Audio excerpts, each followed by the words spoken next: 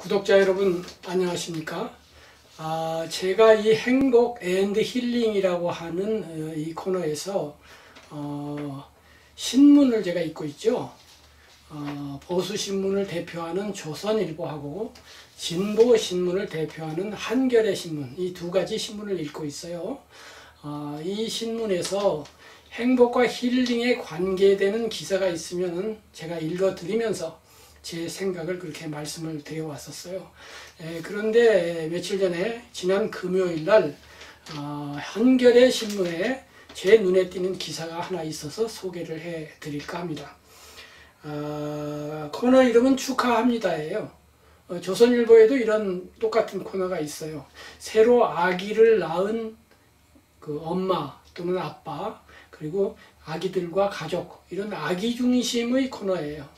요즘 출산율이 저하되어 가지고 출산, 그러니까 우리나라 인구를 유지하는데 혹은 늘리는데 여러 가지 문제가 있다 해가지고 관심이 많죠. 그래서 두 신문 모두 그런 코너가 있는데, 한겨레 신문 이번 코너에 어떤 기사가 실렸느냐면 큰 제목이 이래요. 따옴표하고 무통주사 촉진제 없이, 무통주사, 그러니까 출산을 할 때 고통이 심하니까 통증을 덜 느끼는 주사가 있겠죠. 그리고 촉진제, 이제 난산, 어렵게 나면은 좀 빨리 날 수 있도록 촉진제를 사용하나 봐요. 무통주사 촉진제 없이 해낸 황홀한 첫 만남, 행복했단다, 따옴표 닫고, 이렇게 됐어요. 그러니까 여기 주인공은 정은진이라고 하는 엄마인데요. 엄마가 출산을 하는데 무통주사도 맞지 않고 촉진제도 맞지 않고 그러면서 아기와 황홀하게 첫 만남을 했는데 그게 행복했다. 저희 코너 이름이 행복인데 여기도 행복이네요. 그래서 이제 딸 다하미에게 주는 엄마의 선물이라고 하는 소제목하에 이제 글이 실렸어요. 이 엄마 굉장히 용감하고 씩씩하네요. 그러니까 무통주사도 안 맞을 거예요. 촉진제도 안 놓을 거예요. 근데 이런 엄마가 거의 드문가 봐요. 여기에 보면은 그렇게 했더니 간호사와 의사가 오히려 그러지 말아요. 그럼 큰일 나요. 무통주사 맞으세요. 이렇게 권하더라는 거예요. 그래서 고집을 부렸다는 거예요. 저는 유도분만 하지 않을 거예요. 촉진제도 무통주사도 맞지 않을 거예요. 이렇게 말을 했다는 거예요. 그랬더니 간호사가 당혹스러워하면서 이것은 의사 선생님하고 상담을 해야 됩니다. 그런데 오히려 이 엄마는 뭐라고 하느냐면, 하느님 제발 진통을 세게 해주세요.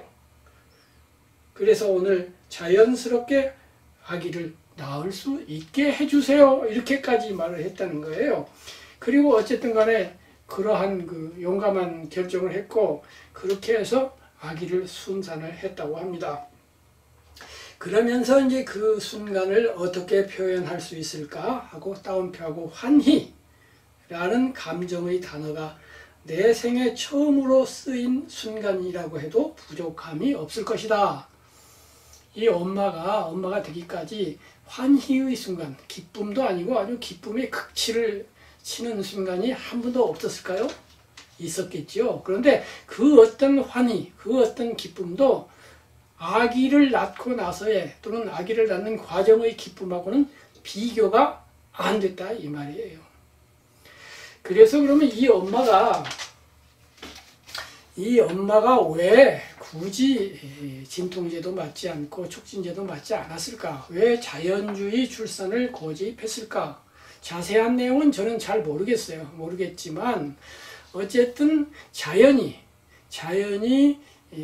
인간이 엄마가 출산을 할 때에는 고통스럽도록 이렇게 처음에 정해져 있는 거죠.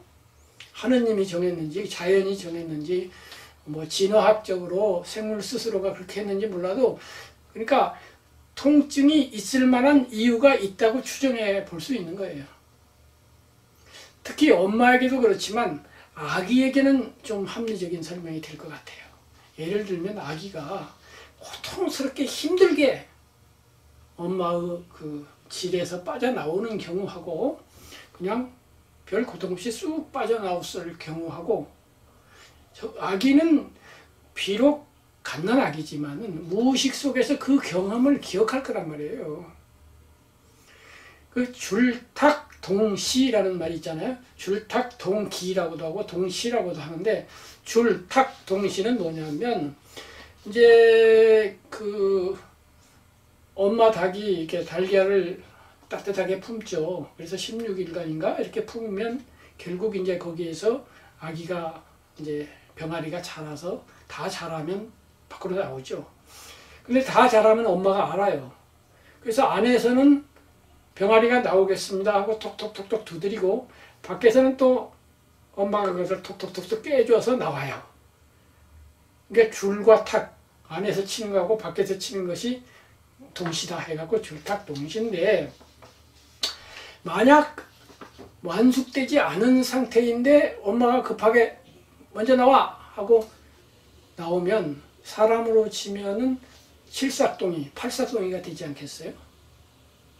충분히 성숙해지지 않은 거죠. 그러면 이미 그 통증이 시작되었다고 하는 것은 날짜로 보면 이제 나올 만한 때가 된 거예요. 된 건데, 99가 아니라 100이 되려면 99에서 엄마 닭이 치는 거나 똑같다 이 말이에요. 유도제를 사용한다는 것은 99나 98에서 혹은 95에서 빨리 나와 너 하고서 나머지 5나 4나 3이나 2나 1을 의사선생님이 혹은 약물이 도와서 병아리가 안에서 다치지도 않았는데 엄마가 쳐가지고 나와 이렇게 하고 미리 빼낸 꼴이나 마찬가지다 이거예요. 그러니까 완숙을 100으로 봤을 때 100점짜리 아기가 아니라 98점짜리 아기를 만드는 셈이 될 수도 있다. 즉 자연은 아기로 하여금 그만한 고통을 느끼면서 나오고, 그래야 사람다운 사람이 되고 생명다운 생명이 된다 라고 판단했다고 생각할 수 있어요. 그래서 이제 자연분만을 하는 것이 아닌가 싶고, 그렇다고 해서 뭐 무통분만을 하지 않고 또는 유도분만을 한다고 해서 반드시 나쁜 건 아니고, 또 어떤 경우에는 너무나 이게 출산이 잘 못 되어 가지고 부모가 아기가 그 죽은 상태로 나오기도 하고, 또 아기에게 큰 피해가 있기도 하고, 또 엄마도 큰 출혈을 하거나 혹은 아기를 낳다 옛날에는 돌아가신 분도 있고 했으니까 그건 이제 의사 선생님이 잘 판단을 하시겠죠. 그러나 가능한 한 자연스럽게 분만을 하면 좋기는 할 거예요.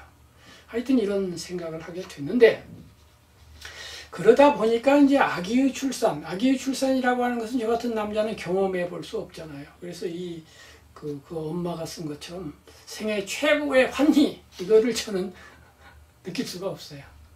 제가 제 생에 가장 기뻤던 순간이 어느 때인가 이렇게 생각을 해보면, 기뻤던 순간이 굉장히 많지만 이제 자녀라든가 뭐 다른 거 다 빼고 나 자신을 위해서 제일 기뻤던 때는 신춘문예 당선 소식을 듣던 순간이었어요. 제가 조선일보 신춘문예 동화 부문에 당선되었거든요. 그것을 전화로 통보받을 때 너무너무 기쁘더라고요. 그날 이렇게 걸어가는데 땅 위를 걷는 것 같지 않았어요. 허공을 걷는 것 같고 구름 위를 걷는 것 같은 그런 기쁨까지 느꼈었어요. 그런 경험이 있긴 합니다만은 그건 아기를 낳는 기쁨하고도 비교가 안 될 거예요. 새로운 생명을 낳았으니까요. 새로운 생명을 낳는다는 건 어떤 면으로서는 신이 되었다는 거예요. 나도 하나의 생명인데 생명이 생명을 낳다니 말이 됩니까? 생명이면 자기보다 더 하등한 무엇을 낳는다면 되지만 문학작품은 생명보다는 가치가 없어요. 제가 명작을 쓴다 해도 제 생명 또는 모든 생명보다 가치가 없어요. 그런데 생명을 낳잖아요. 그러니까 이건 대단한 거죠. 그래서 저는 직접 그 경험을 못하는데 그 간접 경험을 할 수 있는 글을 읽은 적이 있습니다. 이사도라 던컨이라고 하는 분 아실 거예요. 20세기 최고의 전설적인 무용가죠. 그냥 전설적인 아니라 무용가 하면 첫 번째로 이사도라 던컨, 축구 하면 펠레, 농구 하면 마이클 조던, 무용 이사도라 던컨 이런 정도로 유명하죠. 근데 이제 이분이 무용수니까 몸매 관리가 중요하잖아요. 그런데 아기를 갖게 되니까 몸매가 흐트러지면서 자기가 흉측해지는 거예요. 아주 딜레마죠.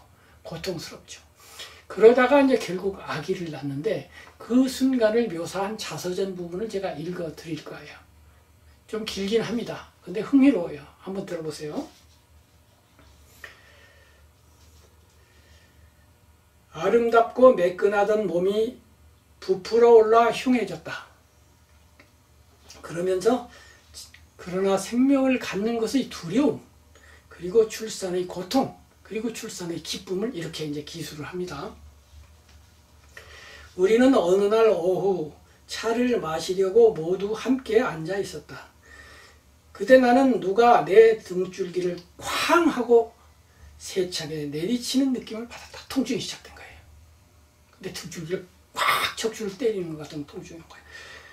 그러고는 무서운 고통이 다가왔다. 마치 척추를 면도날로 도려내는 듯한 아픔이었다. 고문이 시작되었다. 나는 거세고 무자비한 사형 집행인의 손에 맡겨진 가련한 죄수 신세였다. 이렇게 표현한 걸 보면 엄마가 느끼는 고통이라는 건 우리 남자들로서는 상상할 수 없는 거의 고문과 같은 고통인가 봐요. 동정도 없이 이 끔찍함, 보이지 않는 바퀴가 나를 소나기 위에 쥐고 내 뼈와 살이 바스러질 때까지 주먹을 쥐는 것 같은 형국이었다. 사람들은 그런 고통을 곧 잊게 마련이라고들 한다. 나는 그런 사람에게 대답하겠다. 지금도 눈을 감으면 그때 내가 내지른 무서운 비명, 그 신음소리가 들린다고.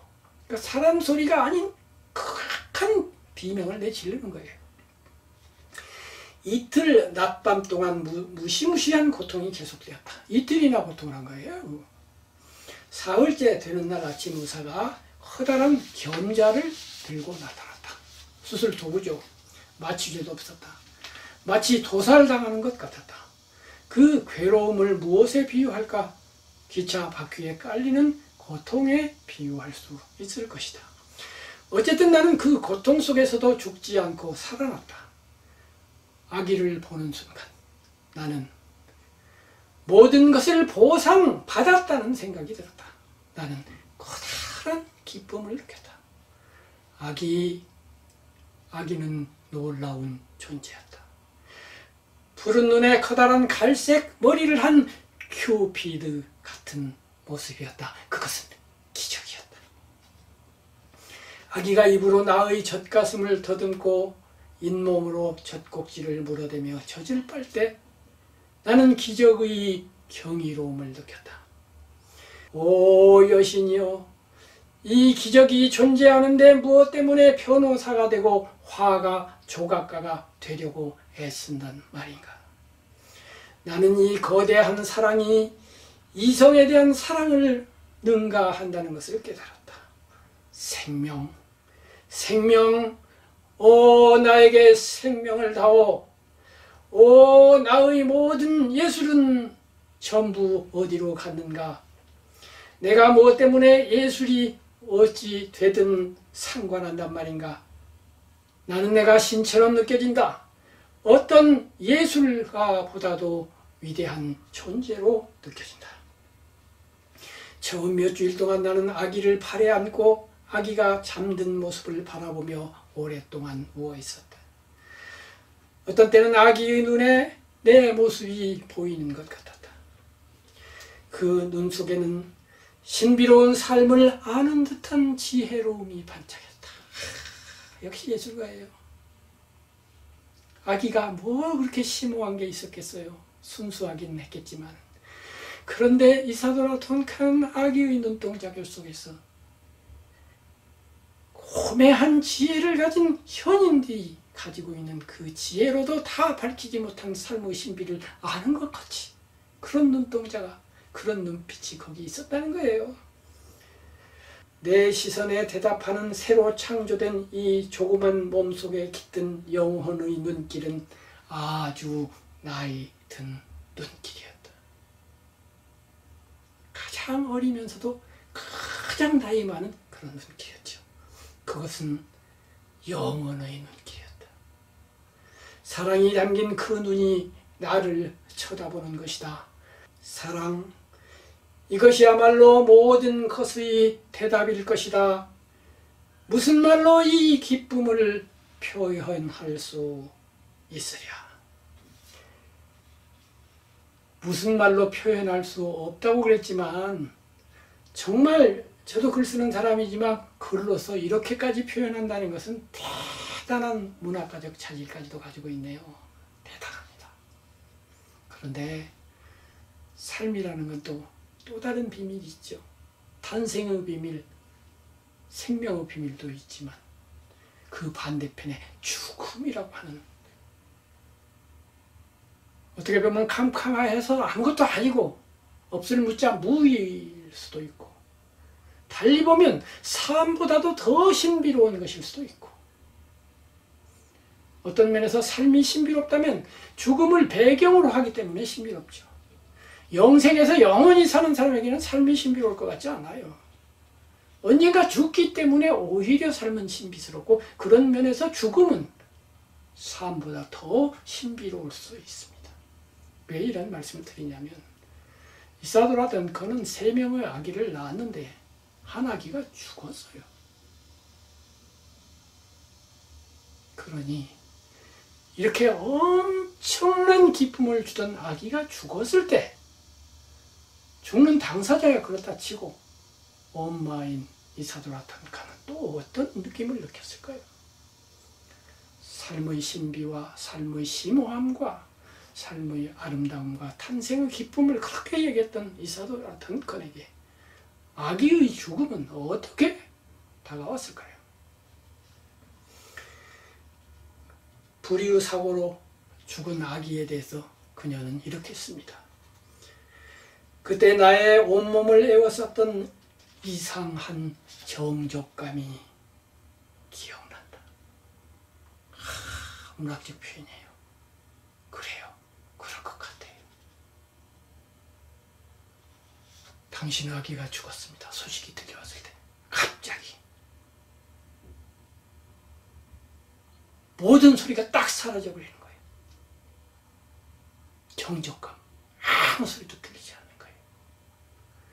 사실 아무 소리가 들리지 않을 때도 이명은 들리죠. 그것도 안 들려요. 멍한 것, 멍한 것도 아니에요. 소리가 멈출 뿐 아니라 세상이 멈춰요. 시각, 청각, 후각 모든 게 다 멈춰요. 이 정적감은 단지 청각에만 해당되는 게 아니에요. 세계가 정적에 빠져버리는 거죠.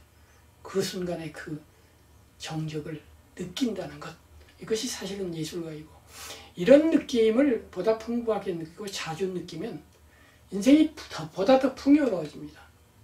느낌의 세계가 훨씬 많아지고 깊어지고 심오해지죠.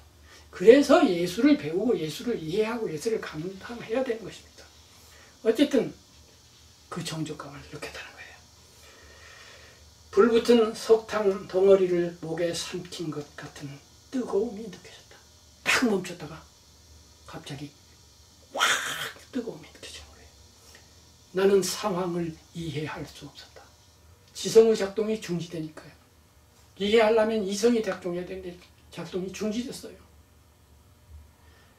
나는 소식을 전한 사람을 위로하며 그것은 사실이 아니라고 말했다. 거부죠, 거부.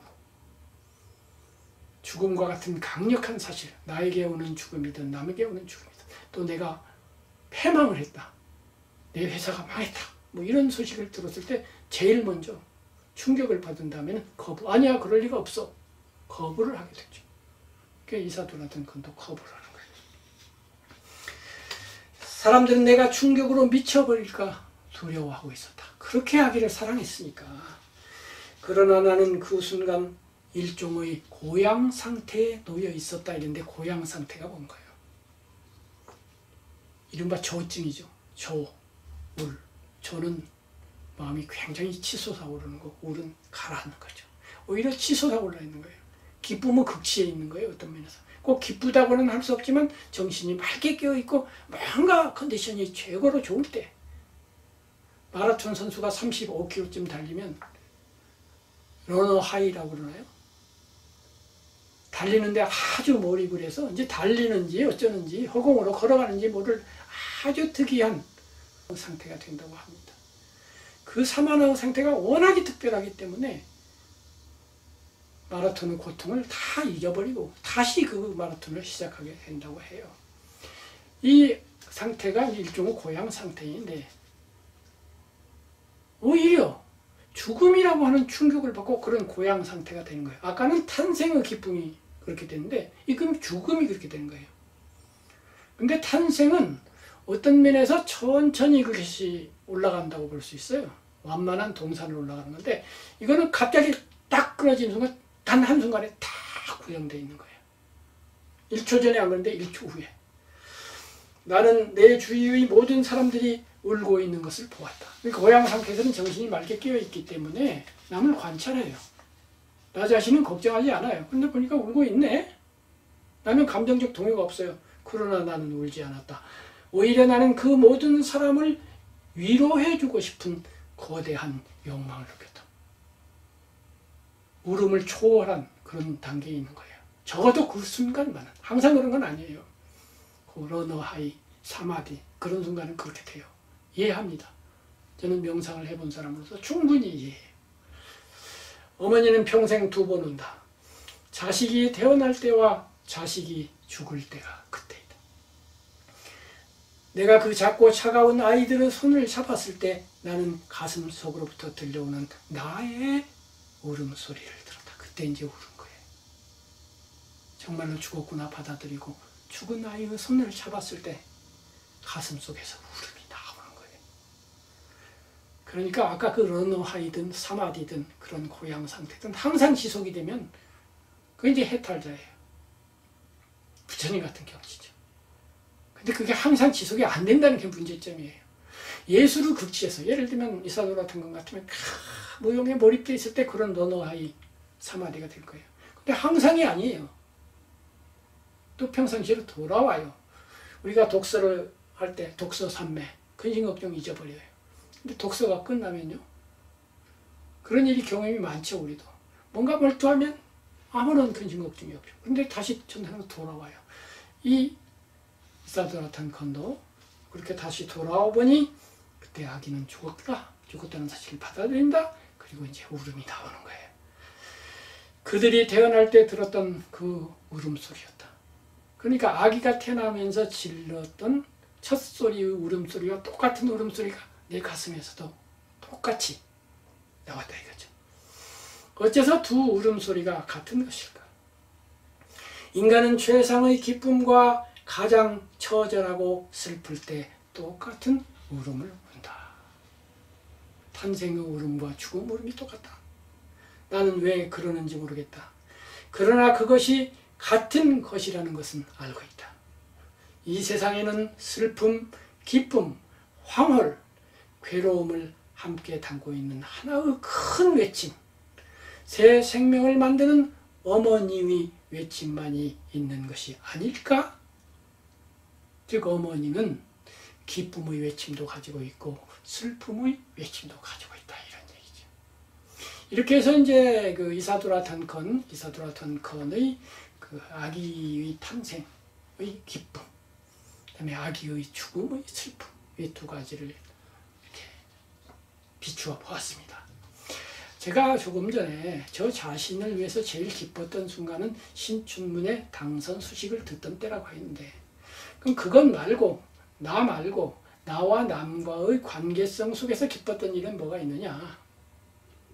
물론 이제 제가 아내와 사랑에 빠졌을 때 그건 논외로 하고, 사실은 어떤 면에서는 그거보다 더 기뻤던 것, 기쁘다는 말보다는 행복하다는 말이 맞을 것 같아요. 기쁨과 행복은 조금 뉘앙스가 다르죠. 아까 그 소식 들은 건 기쁨이란 단어 맞아요. 근데 이거는 행복이에요. 행복인데 그 행복은 아들과 같이 지냈을 때예요. 갓난아기였던 아들, 특히 첫 번째 아들. 내가 두 번째 아들을 덜 사랑해서는 아니에요. 첫 번째 아들이 태어났을 때 첫 아들이니까요. 첫 아들은 느낌이 또 다르지 않겠어요. 두 번째 아들이 태어났을 때는 첫 아들이 있는 상태니까 관계가 아내까지 포함하면 사각관계가 돼요. 근데 첫 번째 아들이 태어났을 때는 삼각관계이고 집사람을 빼면 단둘이가 돼요. 그래서 특별할 수밖에 없고 첫 아들이고 경험 자체가 첫 번째이고 또 그때 제가 이제 단이라고 하는 베스트셀러가 나온 직후여서 직장을 그만두고 집에서 그냥 쉬고 놀아도 됐던 시절이에요. 가만히 있어도 통장에 돈이 빵빵빵빵 찍히던 때거든요. 그리고 이제 몸도 약하고 그동안에 지쳤고 해서 좀 쉬자 해서 한 6개월간 아무 일도 안 하고 쉬고 있었어요. 그때 이제 아기와 같이 새로 입주한 아파트에서 이제 이렇게 안고 혹은 이렇게 작은 유모차에 데리고 돌기도 하고 그다음에 이제 그 입구에 나가면 약국이 있어요. 근데 약국 약사님하고 말이 잘 통해가지고 거기 가서 약사님하고 얘기도 하고 그러면서 지냈는데 이 아기가 제게 주는 기쁨, 행복 그건 정말 지금까지도 잊을 수 없을 만큼 나날이 매일매일 행복했어요. 하루하루 커가는 것, 그 아기의 맑은 눈동자 정말 그러면 그거 말고 또 다른 행복은 이제 집사람하고 연애할 때의 행복인데 이 맛이 달라요. 아기와 행복은 순수하게 행복해요. 비유하면 그 꿀물 같고 설탕물 같아요. 근데 집사람과의 그 연애 행복은 좀 맛이 달라요. 커피 맛이에요. 커피에는 설탕도 들어가지만 커피라고 하는 약간 쌉쌀한 맛이 들어가잖아요. 어린애들은 단 것만 좋아하지만 어른은 쌉쌀한 커피를 또 좋아해요. 어린애는 쓴 거 안 좋아하죠. 근데 쓴맛하고 설탕하고 프림하고 잘 섞이면 여러 가지가 섞이면서 묘한 풍미가 나죠. 아기의 행복은 그런 복잡성과 다양성과 그런 묘한 풍미보다 그냥 순수하게 그냥 달콤해요. 근데 이거는 복합적이에요. 근데 이 연애 속에는 행복도 있지만 설탕도 있어요. 프림도 있지만 쌉쌀한 맛이 있어요. 이 쌉쌀한 맛이 반드시 우리 둘 간의 관계에 무슨 갈등이 있거나 가끔 싸우거나 그래서 그런 거 아니에요. 언젠가 제가 저희 집사람과 연애한 얘기를 하겠습니다만 저는 6개월간 연애하면서 단 한 번 다퉈본 적도 없고요. 심지어는 단 한 번도 이 양반이 왜 이러지? 라고 하는 의심 내지는 부정적인 생각, 느낌을 정말 한 번도 받아본 적이 없어요. 그렇게 저에게 잘 맞고 좋은 연인이었어요. 그런데 무엇이 있었냐면 슬픔이 있어요. 연애에서 행복하기가 말할 나위가 없는데 슬퍼요. 너무 마음이 감동되어 있는 거예요. 감동받을 때 어떻죠? 감동의 마음에는 슬픔이 있잖아요. 닥터 지바고를 영화를 보고서 얼마나 감동을 받았는지 며칠 동안 그냥 가슴이 먹먹하고 슬퍼서 혼났어요. 그런 슬픔이 있는 거예요.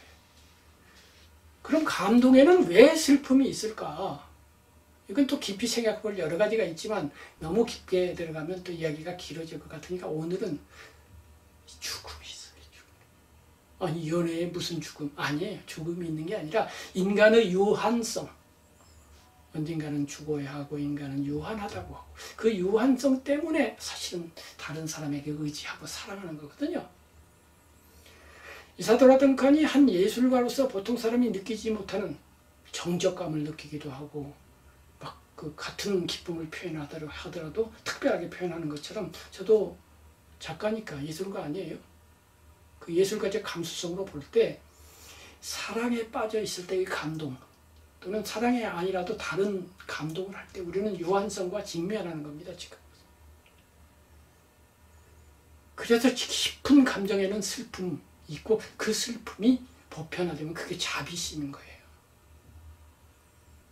그래서 한편으로 행복하면서도 한편으로는 그 반대되는 느낌도 가지고 있었는데 그것이 이제 사랑의 감정에 있는 커피 맛, 쓴맛, 복합적인 맛이라고 말씀을 드린 거예요. 어쨌든 간에 인간이라고 하는 것은 탄생에서 죽음까지 영어로 탄생은 B자로 시작되고 죽음은 D자로 시작돼서 이 볼록볼록한 게 반대 방향으로 되어 있죠. 그래서 이제 배가 불룩하게 B자로 나왔다가 무덤이 볼록하게 T자가 된다. 뭐 이런 농담도 있고 한데 탄생과 죽음 사이에 우리는 존재합니다. 그리고 탄생, 그것으로부터 시작되는 생명은 정말 불가사의하게 심오합니다. 이것을 뭐 유전자로 분석을 하고 뭐 과학으로 분석하고 생리학적으로 분석을 하고 육체가 어쩌고 저쩌고 해도 그것은 어디까지나 외연적인 것이에요. 진짜 심오함은 그렇게 분석되어지는 데 있지 않아요. 예술적 혹은 종교적 그런 직관과 그런 느낌 속에 있는 겁니다. 그리고 그 심오함의 배경에는 죽음이 있습니다. 죽음이라고 하는 배경이 없으면 삶은 어쩌면 정말 몸이 건조하고 별 볼 일 없는 허무한 것일 수 있습니다. 오히려 죽음이 있기 때문에 삶은 더 심오한 것입니다. 어쨌든 오늘도 새로운 생명이 계속 태어나고 있고 그 생명을 엄마들이 고통스러워하면서 탄생시키고 있습니다. 그렇게 해서 여러분도 존재하시고 저도 여기 존재합니다. 어머님 감사합니다. 그리고 함께해 주신 여러분도 감사합니다. 다음 영상으로 뵙겠습니다.